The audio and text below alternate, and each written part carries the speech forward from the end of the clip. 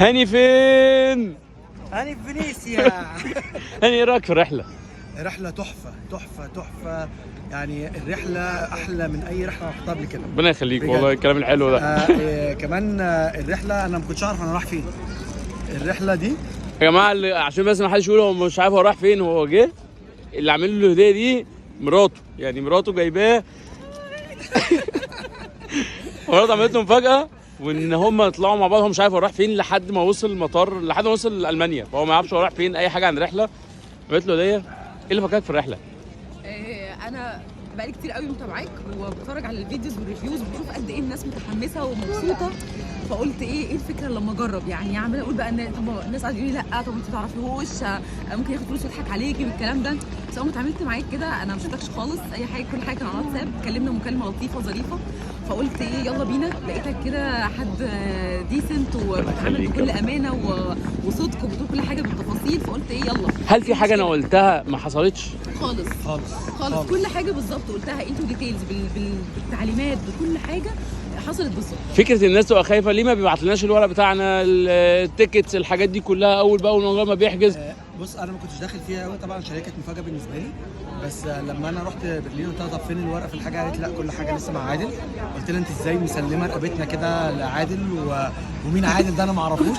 بس بعد ما قابلتك بصراحه انا يعني استريحت لك جدا. ربنا يخليك. كل حاجه انت عملتها، الورق معاك انا مطمن لغايه دلوقتي لحد واحنا مسافرين، لسه هنرجع بالليل او هنرجع بكره، انا لسه ما اعرفش الورق نظامه ايه، الورق معاك انا مطمن، انا مسلمك رقبتي ماشي معاك. ربنا يخليك. لا الورق مش محتاج اي ورق، مش محتاج اي حاجه، بالعكس انت لو عملت الرحله دي مره واثنين و10 انا هطلع معاك في كل مره. ربنا يخليك يا رب. كلنا يعني معاك في كل حاجه، يعني بعدين يعني في شهور حتى لو بتاخد الورق مثلا وتيجي تدور على اي حاجه انت تحس ان انت جواك عايز تتاكد من اي حاجه بالظبط. تخش على الريفرنس ده حاجه موجوده، اسمك موجود، بالظبط بالظبط كله تمام، فما تحسش ان انت مش قلقان. بس فكره الثقه ان انت خلاص انت زي ما تيجي ولا فعلا كان في ثقه يعني حاسه؟ كان في تراست لان في ريفيوز كتيره جدا، ريفيوز بقى من اعمار مختلفه، الكبير في السن والصغير والشباب واللي زينا كده في الاعمار اللي في النص دي. فلسه شباب ففي ثقه، تحس ان انت بتتعامل لا مع حد موثوق فيه، دي حاجه بصراحه حلوه جدا. وفكره ككابلز بقى ان انتوا طالعين في رحله هوستلز ومش مرتبين، دايما برايفت ممكن تسافروا لكن فكره هوستلز حسيتوا بايه؟ بص انا كنت مقلق منها في الاول، كنت مقلق منها جدا بصراحه، كنت خايف من الهوستل، انا اول مره اجرب هوستلز وبتاع بس وبعدين لو طلعت لوحدي راجل مفيش مشكله خالص ان انت مرات طالع معايا في هوستلز، كنت مقلق منها بس بجد لا اكسبيرينس حلوه قوي.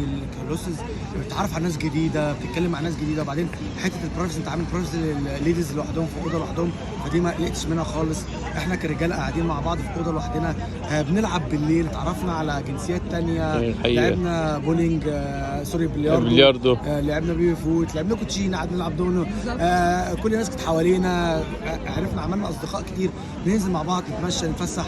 في نقطه كمان كنت عايز اتكلم فيها، اللي انت قلته ونفذته، لا مش اللي انت قلته ونفذته، انت نفذته اكتر، انت كنت حاطط لنا حدود، انت قايل لنا هعرفكم الاماكن واللي عايز يروح حته بتاع، لا انت كنت رجلك على رجلنا في كل حته، بتطمن كل واحد راح فين، لو في حد بتبعت له تتاكد هو فين تروح تجيبه، لو في حته جنبيك احسن لا تعالوا يا جماعه اوريكم حته احسن، تعالوا مش عارف ايه، فانت مش عملت اللي انت قلته، انت عملت اكتر من اللي انت قلته. ربنا يخليك والله.